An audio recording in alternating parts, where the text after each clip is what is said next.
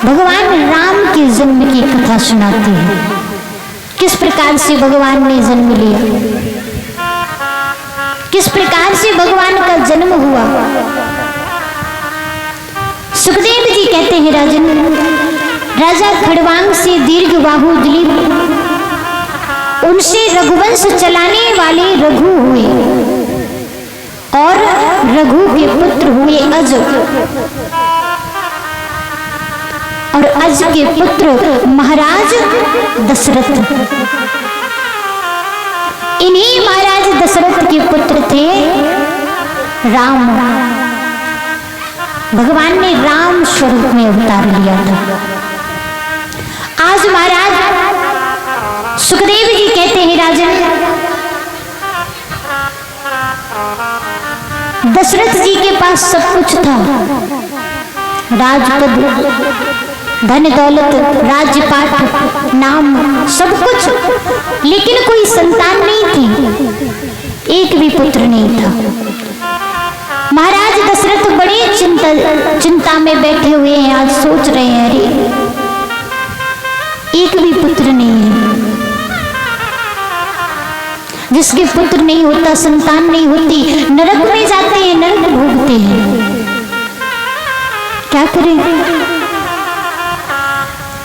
आज महाराज ऋषि राजा दशरथ विचार कर रहे थे, लेकिन एक समय महाराज दशरथ ब्रह्मा जी की सभा में थे, और ब्रह्मा जी की सभा में जिस आसन पर, जिस सिंहासन पर महाराज दशरथ बैठे हुए थे, विराजमान थे, महाराज दशरथ के उठने पर आज महाराज उस सिंहासन को पवित्र गंगा जल से शुद्ध किया जा रहा था। जैसे ही महाराज ने देखा, महाराज दशरथ ने देखा, अरे जिस सिंहासन पर मैं बैठा था उसे गंगा जल से पवित्र किया जा रहा है। जिसकी संतान नहीं होती, क्या उसकी ये दुर्गति होती है? मन में विचार करते हैं, सोचते हैं।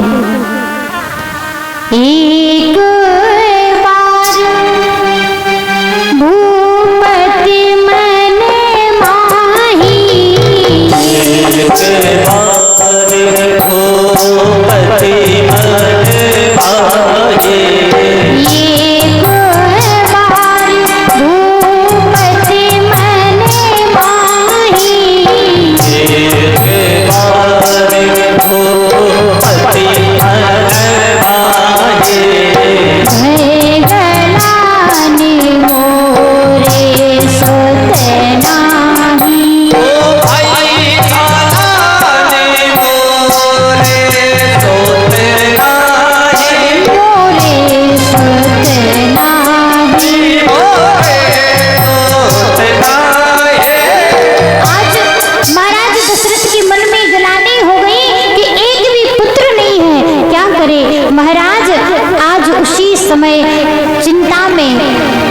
सबसे पहले जाकर के अपने गुरुदेव के पास पहुंच गए।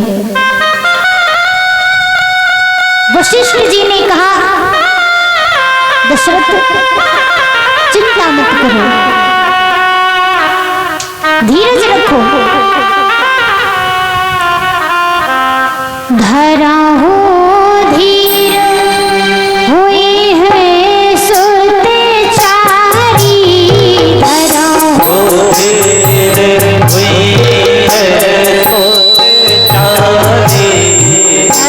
हो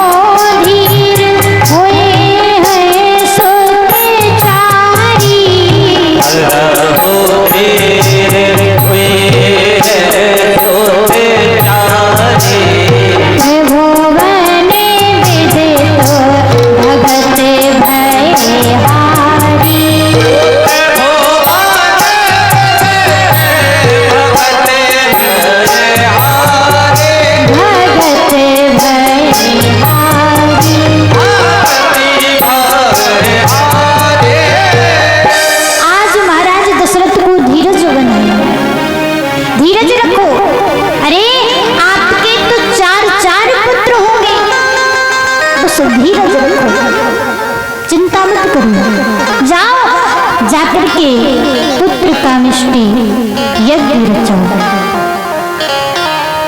आज महाराज गुरु वशिष्ठ जी के कहने पर श्रृंगी ऋषि जी को बुलवाया। श्रृंगी ऋषि वशिष्ठ बुलावा,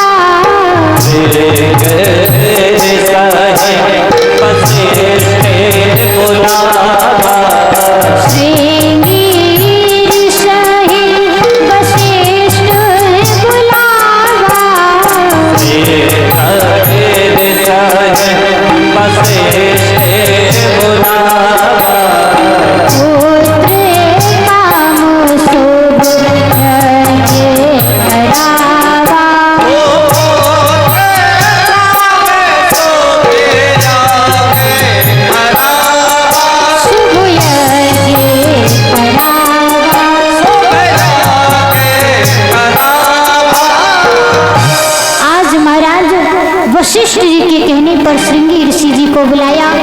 पुत्र कामिष्टि यज्ञ प्रारंभ हुआ।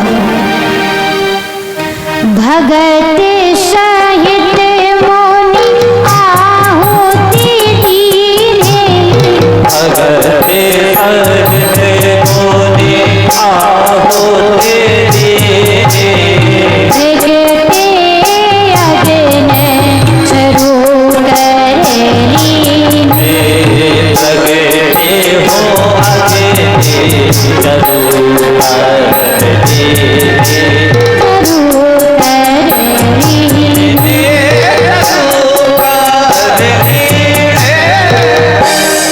अग्निदेव प्रसन्न हुए। प्रसन्न होकर के प्रकट हो गए, एक खीर का पात्र लिए हैं। आज महाराज उस खीर के पात्र को अग्निदेव महाराज दशरथ को दे देते हैं और कहते हैं जाओ जाकर के ये प्रसाद एक खीर तीनों रानियों में बराबर भाग से बांट दो। आज महाराज दशरथ तीनों रानियों में आधा आधा भाग करके बांटते हैं। अर्ध भाग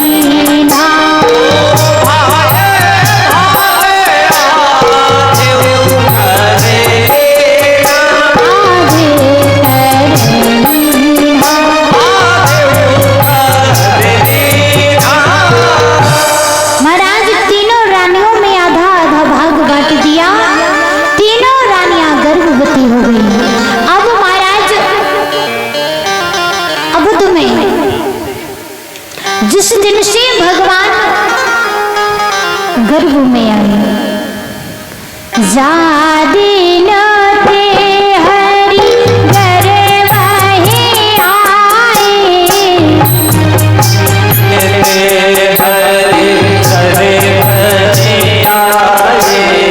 जादिन थे हरि गर्भ में आए,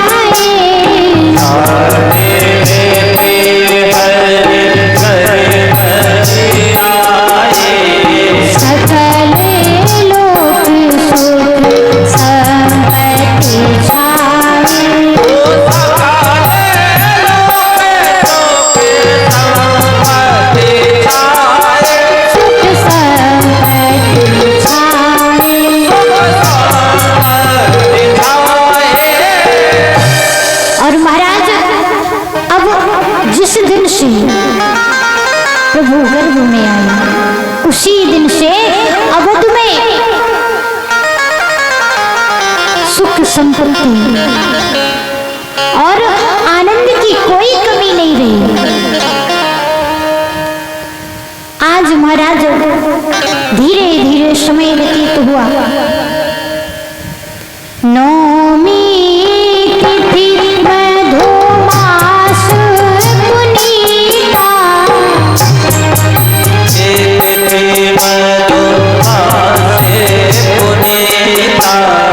शुक्ल पक्ष अभिजित हरि प्रीता,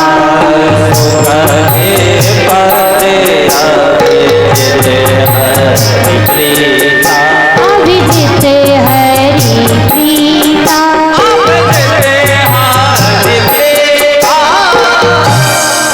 चैत्र मास के शुक्ल पक्ष की नौमी तिथि अभिजित मुहूर्त में दिन के ठीक 12 बजे भगवान श्री राम जी का प्राकट्य हुआ।